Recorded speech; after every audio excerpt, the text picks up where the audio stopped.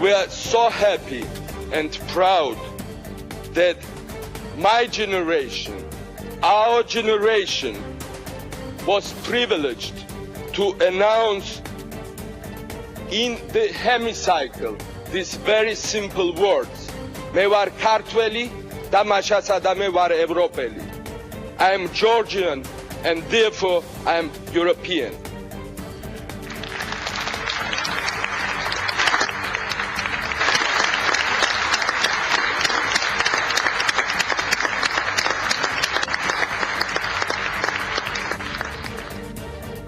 წარმოგიდგენთ ჩემს შემდეგ სტუმარს ევროპის საბჭოში საქართველოს ყოფილ ზურაბ ჭიაბერაშვილს ის ახლა მოძრაობა თავისუფლებისთვის ევროპულ საქართველოს წარმოადგენს აღმშვიდობისა ბატონო ზურაბ მინდა მოგილოცოთ თქვენს ეს მშვენიერი დღის დადგომა საქართველოს მოქალაქეებისთვის თქვენს გაქვთ ამ პროცესში ძალიან დიდი წვლილი შეტანილი იმ ხელისუფლებასთან ერთად რომელშიც თქვენ იყავით ამიტომ მოლოცვას ბუნებრივია დღეს ყველა იმსახურებს და ვიმსახურებს საქართველოს მოქალაქეებთან ერთად მაინტერესებს თქვენი შეფასება პირველ რიგში მადლობთ. მოგესალმებით, მევესალმები მაყურებელს და ნინო თქვენს გილოცავთ. მადლობთ. თქვენს თავისუფალ მედიასაც მიგიძღვით უზარმაზარი დამსახურება, ულოცავთ ჩვენს თითოეულ მოქალაქეს. ეს ნამდვილად ისტორიული დღე არის. მე ხარ, როდესაც თქვენს ეთერს უსმენდი. იყო ბატონი ზურაბ ჟვანიას სიტყვები და ძალიან ბევრი თაობის შედეგი არის დღეს, რასაც თვალს ვადევნებ ყველა ადამიანები, ვისაც ვესაუბრები, პირველ რიგში სულხან საბა ორბელიანს იხსენებს და ეს ჩვენი საუკუნოვანი ოცნება არის, რომ ვიყოთ იქ, სადაც ჩვენი ადგილი არის იმ ცივილიზაციაში, იმ ქრისტიანულ ცივილიზაციაში, სადაც ჩვენი ადგილი არის და იმ ღირებულებებში, რომლისგანაც ისწრაფოდა ილია ჭავჭავაძე და შემდგომი თაობებიც.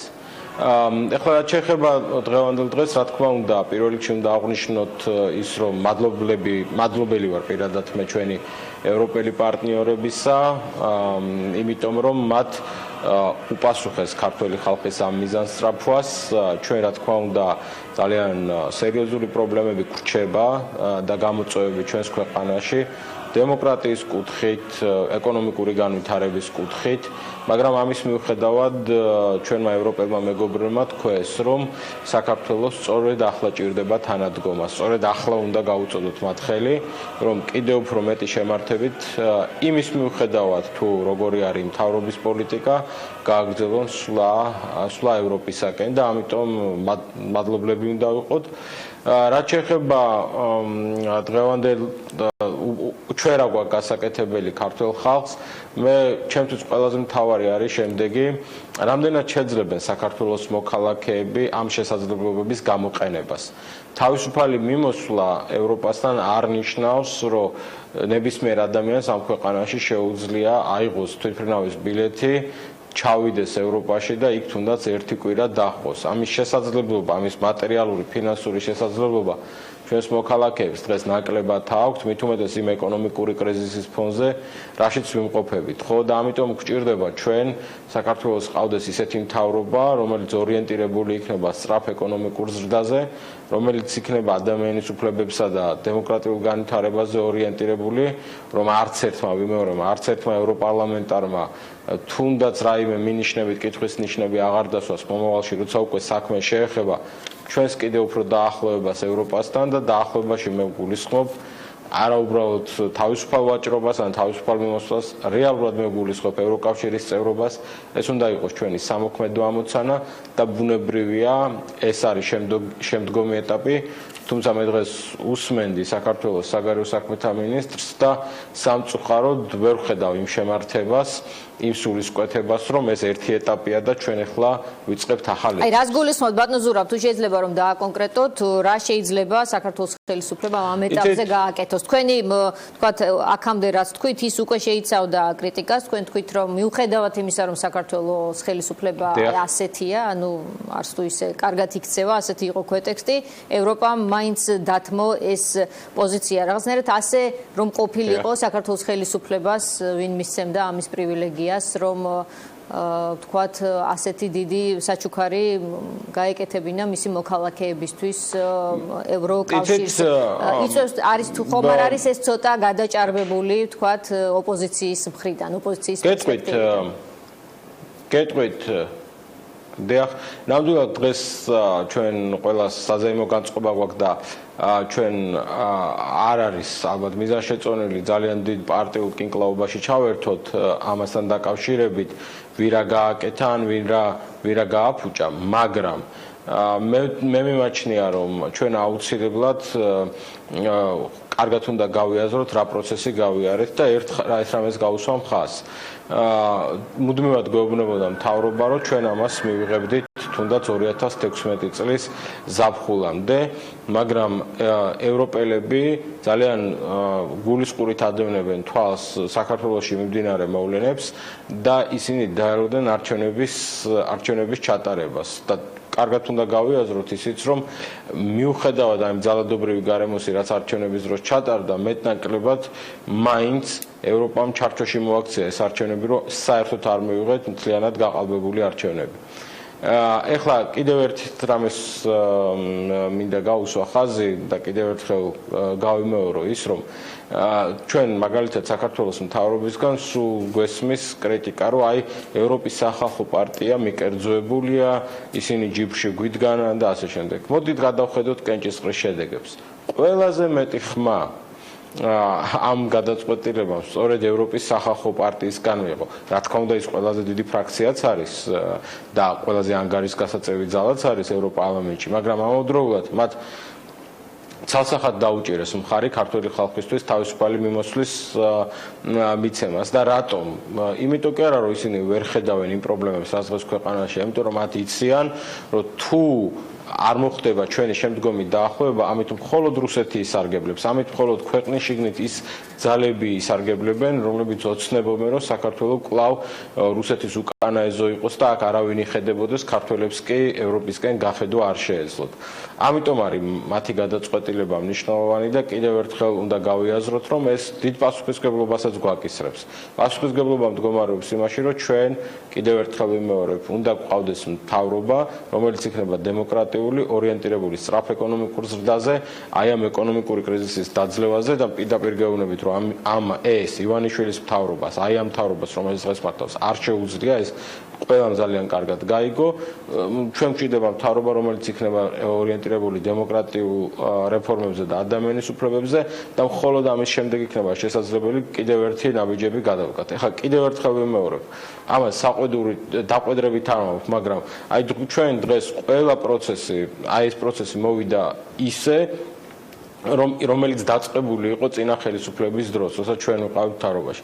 აი მე თქვენს დაგისვავთ შეკითხვებს.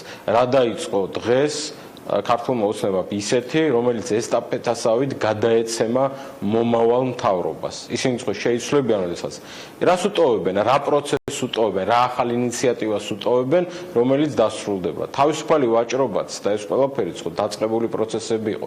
ჩვენ ვინმეს კი არ ვეჯიბრებით, არამედ ორიენტირებული ვართ მომავალზე. ჩვენ გვინდა მოქალაქეებს კარგად აუხსნათ, რომ თუ დღეს ჩვენ არ ვასრულებთ ჩვენს საშინაო დავალებას კარგად, თუ ჩვენ კარგად არ ვაკეთებთ იმას, რაც დღეს არის გასაკეთებელი, ხვალ შეიძლება ჩვენი შვილების თაობას პრობლემები შეექმნათ. პირველ რიგში ეხება ეკონომიკას, მაგრამ ეხება საგარეო პოლიტიკას და ეხება რა თქმა უნდა ევროპასთან დაახლოებას. ფინალში მინდა კითხოთ რა საფრთხეებს ხედავთ, რისკებს ხედავთ ამ პროცესში, თქვათ ნეგატიურად ამ პროცესის ნეგატიურად შემოbrunების თვალსაზრისით. ასეთი შესაძლებლობა რამდენად რეალური შეიძლება იყოს?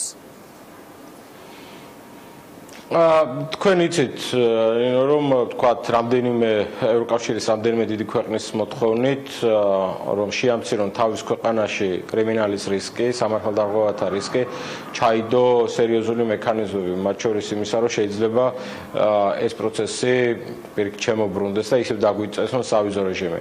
მე არ ვხედავ ამის რისკს და გეტყვით რატომ? იმიტომ რომ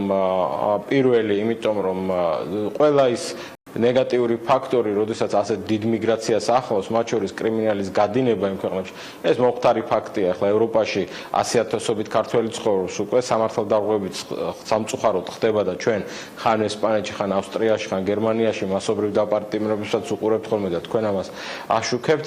ამიტომ აქ რაიმე განსაკუთრებულ დიდცვლილებას ვერ ვხედავ. მეორე რაც არის ის, რომ ჩადებულია მექანიზმი, რომ სამართალდაღოებისთვის ჩვენი მოქალაქეები უკან დააბრუნონ და ის ხალხი ციხეებში იქ არ დააწვეს ადგილობრივ მოქალაქეებს, ამიტომ ამის რისკს რომ ჩვენ გაგვიუქმოთ და ეხა რაღაცა უარყოფითი ნეგატიური ტალღა იქნება, ასეთი ნამდვილად არ იქნება.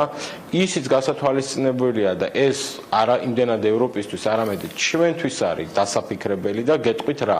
აი უყურეთ დღეს იმის გამო რომ ეკონომიკურ კრიზისში ვართ, იმის გამო რომ ხალხი ღარიბდება და სამუშაო ადგილები იკარგება, ძალიან ბევრ ადამიანს აქვს აზრად ის რომ აიღოს ჩაალაგოს ბარგი და წავიდეს ევროპაში, იქნებ იქ მაინც იშოუს 2 ლარი 2 ევრო რომ გამოაგზავნოს და ოჯახი აქ შეინახოს. ეს არის სავალალო მდგომარეობა, იმიტომ რომ ჩვენ თუ გვინდა თვითონ ჩვენი ქვეყნის განვითარება, უნდა შევეცადოთ რომ სამუშაო ძალა, ჩვენი გონებრივი ფიზიკური სამუშაო ძალა ადგილზე დარჩეს, მაგრამ ამას ჭირდება ადგილზე სამუშაო ადგილების შექმნა, ამას ჭირდება ადგილზე სწრაფი ეკონომიკური განვითარება და ხალხი თუ შემოგვეფანტა და ევროკავშირის ქვეყნებში წავიდა, რასაც სამწუხაროდ კიდე აპირებს ჩვენი მოქალაქეები, მაშინ ეს ქვეყანა ვინ უნდა აშენოს, ხო? ამიტომ ამაში ვხედავ რისკებს და ამიტომ გჭირდება სწრაფი ეკონომიკური ზრდა ჩვენი ქვეყნისათვის. მადლობა ზურაბ ჭიაბერაშვილს, მოძრაობა თავისუფლებისთვის ევროპული საქართველოს წარმომადგენლს, რომელიც პასუხობდა ჩვენ შეკითხვებს. ჩვენ დავბრუნდებით რეკლამის შემდეგ, თუმცა მანამდე გადავხედოთ რა ხდება მარჯანიშვილზე. იქ ევროპასთან უვიზო მიმოსვლის დაწესებასთან დაკავშირებით საზეიმო კონცერტი იმართება, თბილისის ბიგ ბენდი არის სცენაზე, როგორც ვიცი, მომღერლები კი იცვლებიან, სავარაუდოდ თბილისში მყოფი საქართველოს მოქალაქეების ნაწილი ამ კონცერტს ესწრება. მე კიდევ ერთხელ შეგახსენებთ, რომ დღეს ევროპარლამენტმა მიიღო საქართველოს მოქალაქეებისთვის ევროკავშირში უვიზო მიმოსვლის გადაწყვეტილება 88% 12%-ის წინააღმდეგი. ეს ხმებში გამოხატული იყო 553 მომხრე, 66 მოწინააღმდეგე, 28 თავი შეიკავა. აი ამ რაოდენობაში იყო გამოხატული. ჩვენ ეს კონკრეტული შეღავათი დღეს ევროკავშირისგან მივიღეთ და ბუნებრივია, როგორც კომენტატორთა უმეტესობა აღნიშნავს, ეს ევროპისკენ გადადგმული შეუქცევადი პროცესის კიდევ ერთი პოზიტიური ნაწილია.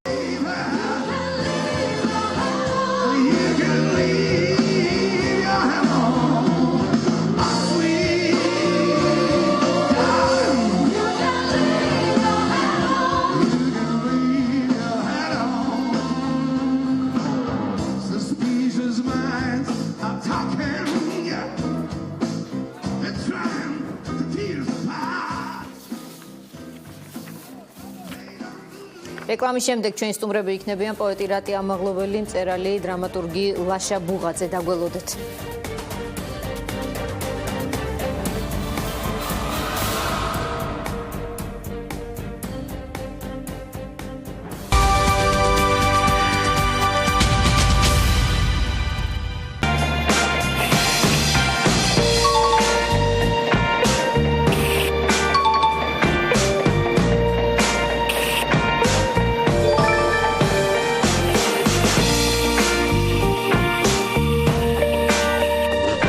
ჩასხმის სიზუსტით ვზრდით გავლილ მანძილს.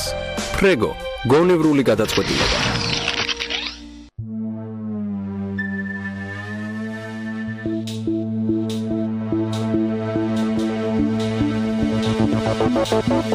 Say